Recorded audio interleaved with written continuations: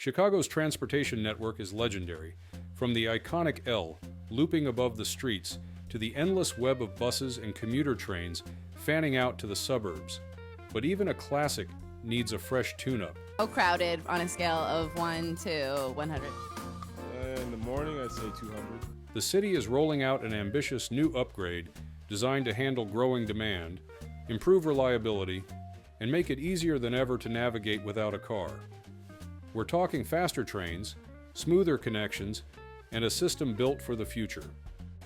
In today's episode of Great Trainspeed, we'll explore what's in the works, why it matters, and how it could change the way Chicago gets around.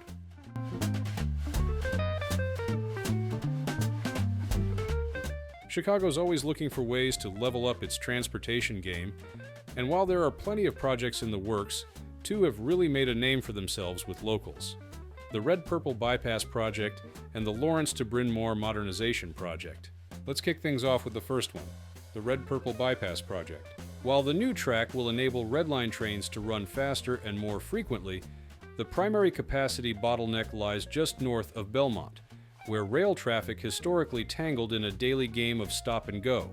Here, Kimball-bound Brown Line trains were forced to cross over the three busy tracks, carrying Red and Purple Line trains. Because the Brown Line turns west at this point, every crossing required other trains to pause, often rippling delays down the line. This intersection became a notorious choke point, one that not only slowed individual trips, but also limited how many trains could run during peak hours, ultimately constraining the entire system's efficiency and reliability. The Red-Purple Bypass Project solves this long-standing problem with an overpass that lifts Kimball-bound Brown Line trains above the busy Red and Purple Line tracks. As a central element of Phase 1 in the CTA's ambitious Red and Purple Modernization (RPM) program, it represents a major step in upgrading Chicago's aging rail system. Known as the Belmont Flyover, this structure gracefully carries northbound Brown Line trains over the Red and Purple tracks just north of Belmont Station, eliminating the century-old bottleneck at Clark Junction, allowing trains to move more smoothly and efficiently. This transformative project, which opened to service in the early hours of November 19, 2021, marks the first entirely new mainline track added to the CTA network in nearly 3 decades, a milestone in Chicago transit history. It replaces a flat, diamond-grade junction built in 1907, a relic of the early 20th century that frequently forced trains to wait for one another, creating delays that rippled across the system. A single holdup could cascade down the line, throwing off schedules, slowing service, and frustrating thousands of riders during the busiest hours of the day. The new flyover is not only a functional upgrade, but also a modern engineering statement, built with robust steel plate girders for the flyover span and durable precast pre-stressed concrete girders for the adjoining mainline viaduct. Decorative groove-marked concrete piers give the structure a distinctive character, blending infrastructure with urban design. Functionally, the impact is profound. By elevating Kimball-bound Brown Line trains over the busy Red and Purple Line tracks just north of Belmont Station, the bypass removes a century-old congestion point that once limited train frequency and constrained service. The operational gains are significant. Up to 8 additional Red Line trains can now run per hour during rush periods, providing capacity for approximately 7,200 more riders at peak times.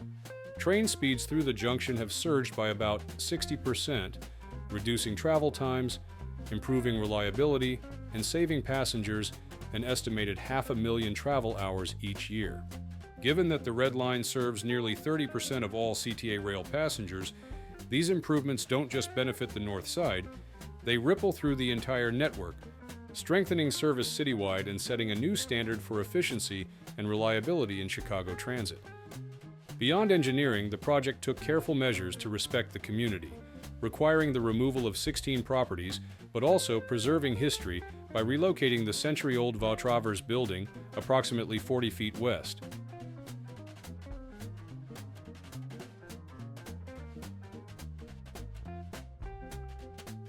It's one of the biggest projects CTA has ever done in our history. The Lawrence to Bryn Mawr Modernization Project is one of the most significant upgrades in the history of Chicago's L network.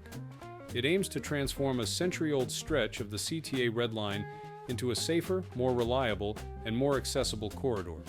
Spanning 1.5 miles on the far north side, it forms a key component of the RPM Phase 1 program. Groundbreaking began on October 2, 2019, marking the start of a multi-year effort to replace aging infrastructure with modern facilities built for decades of service ahead. Construction progressed in two main stages. Stage A, from 2021 to 2023, focused on rebuilding the northbound tracks, with trains in both directions sharing the remaining tracks to maintain service. Stage B, running from 2023 to 2025, shifted work to the southbound side and completed the new station facilities. On July 20th, 2025, the rebuilt stations welcomed their first riders, followed by an official grand opening celebration at the Argyle station on 21 and 23. 4 stations, including Lawrence, Argyle, Berwyn, and Bryn Mawr, have been completely reconstructed. Narrow platforms and deteriorating embankments have been replaced with wide, ADA accessible platforms, elevators, and escalators. Brighter lighting, upgraded security systems, and real-time information boards enhance safety and convenience, while overhead canopies provide shelter from Chicago's unpredictable weather. The RPM Phase 1 segment is part of a roughly $2.1 billion project funded through a combination of federal grants, such as Core Capacity and CMAP, alongside local tax increment financing, TIF, and CTA revenue. But the investment isn't just about faster trains and upgraded stations, it's also about rethinking how the space under the tracks can serve the community. CTA is reimagining the 10-block stretch beneath the elevated structure between Lawrence and Ardmore. Scheduled for construction in 2026 to 2027, these community-focused improvements will feature a pedestrian trail, playgrounds, dog parks, fitness areas, benches, and flexible plazas for neighborhood gatherings and events. The vision for these spaces was shaped by extensive feedback from residents and local businesses during community meetings in 2024, ensuring the final design reflects the character, needs, and aspirations of the surrounding neighborhoods. Everything appears to be on track with the project's completion. Do you think the project was worth the $2.1 billion investment? Drop a 1 if you agree, or a 0 if you feel different.